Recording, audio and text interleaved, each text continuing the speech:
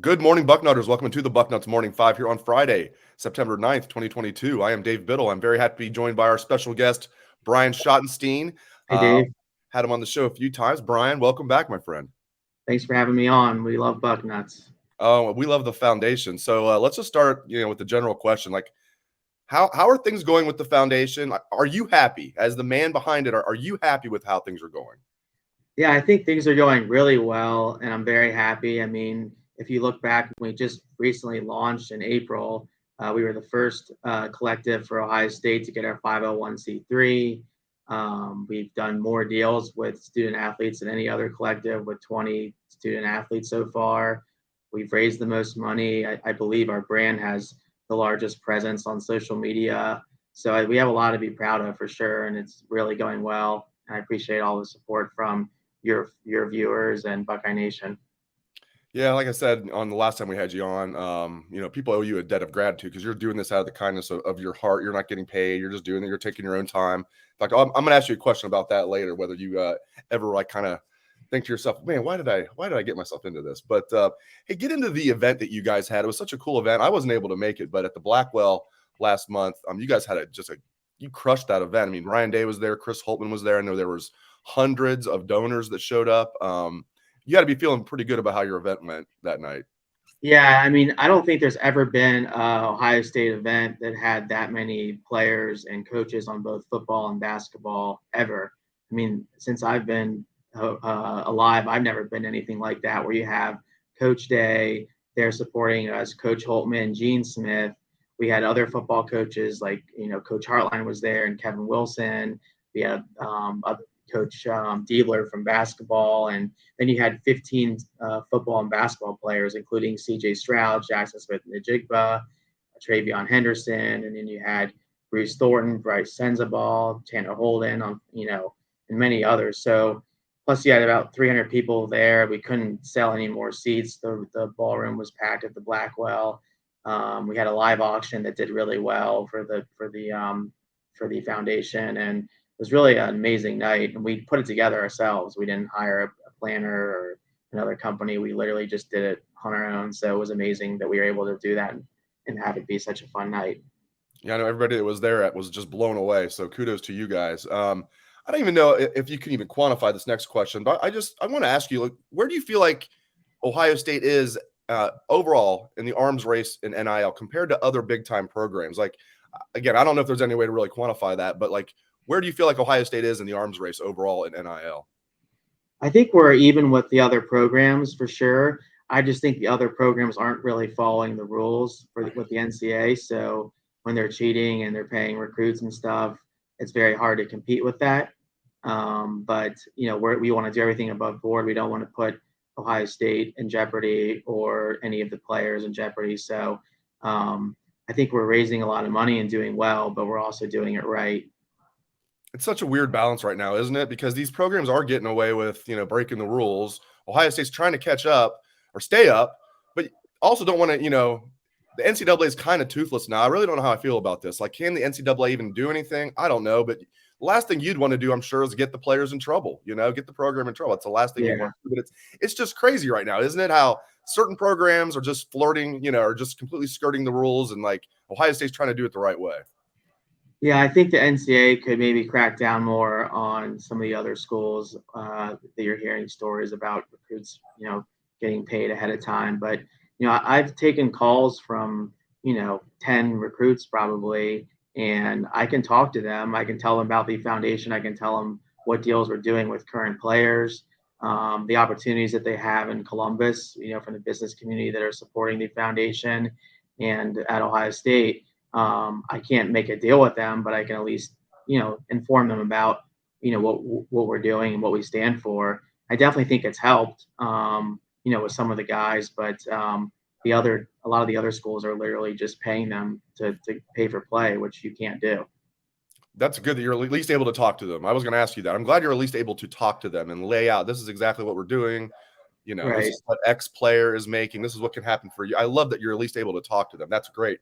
What about transfers? If a kid's in the portal, are you allowed to say Tanner Holden, when he was in the portal, are you allowed to say that we can give you this deal, or is it the same thing as a recruit? Like, we can't give it to you right now, but this is what could happen? Or is it different with transfers? It's the same as a recruit. Like there can be no NIL like pay for play. So like you can't tell a transfer portal student that you will give you this if you come here, but you can talk to them about the foundation like I do with recruits. And it seems to be working. And also, just as much as players coming in, you can talk to the current players about not transferring, and they're already a student athlete at Ohio State, so you can do a deal with them. Like Mayan Williams, right? I'm sure like that had to help getting him to stick around. You'd know that there was other programs trying to poach him, and thank God that they didn't. Thank God that maybe because of NIL he stuck around, and I know he's close with Tony Alford. That's a huge part of it too. Let's get into the actual team. We'll talk more about NIL and what you guys are doing in a moment. But how about that Notre Dame game? I think it's exactly what they needed, Brian. I mean, old school, trestle ball, win with defense and the running game. That was our biggest question. How is this defense going to look? Running game, how is it going to look? I have no doubt C.J. Stroud in this passing offense is going to be elite. In fact, C.J. played really well. I rewatched the game, and he's fitting balls in tight windows. Notre Dame had a great defense. Anyway, your thoughts on the big game, the big win Saturday night? Yeah, I think it was electric. I mean, I was with LeBron at halftime, and his family, his son Brawny, is looking to come to Ohio State, which hopefully that'll happen. And he was with his wife there as well. And so that was awesome to be with LeBron and then see Joe Burrow and all the stars. I watched the game with Cardell Jones and JT Barrett, and some other guys came up to our suite. I saw Brad Roby and Eli Apple and Troy Smith. So it was Ohio State star-studded weekend.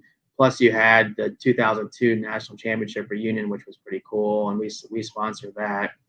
But as far as the game goes, I think if you would have said before the game that we were going to hold Notre Dame to 10 points, nobody would have believed that.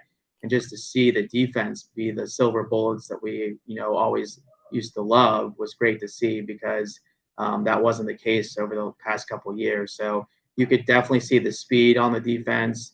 Other than a couple plays, we really shut them down. It was good to see some of the younger guys like Michael Hall and JTT and some of those guys play really well. And then also on the offensive side, I think the fact that Jackson Smith and Jigba and Julian Fleming were both hurt or out for most of the game definitely affected a little bit of the passing game. But CJ still had a great game and performed when he needed to, along with Mayan Williams and Travion, to have a lot of good, nice runs. It was a good old Big Ten style grind out, get the W game, and it was really nice to see. It was the perfect ode to the 2002 national championship team. That was trustful right there. I mean, exactly. I joked in my post-game podcast and my story that Ryan Day should have been wearing a sweater vest out there. That would have been the perfect. Yeah.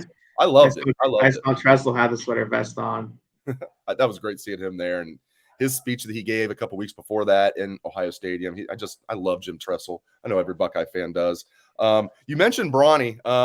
Give me your vibe there. I know everybody's curious about Brawny. By the way, I love how you just casually mentioned, I was hanging out with LeBron James. You live in a different world, man. I'm sure you don't even get struck anymore, but that's really cool. But what's your feeling about Brawny? I know he liked his visit from chatting with him a little bit, chatting with LeBron. Do you like the Buckeyes' chances? I think we have a great chance to get him. I think that we're at the top of his list, and we'll just have to see what happens. But obviously LeBron has said if he was going to go to a college and play basketball, back when he was graduating from St. Vincent St. Mary's, that he was going to play at Ohio State. So I think they love Ohio State, and we'll have to see what he decides to do. But I definitely think the odds are in our favor.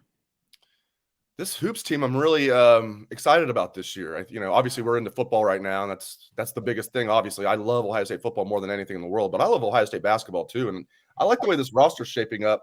Not many returning players. They've got like 8 or 9 new players. I think 8 new players.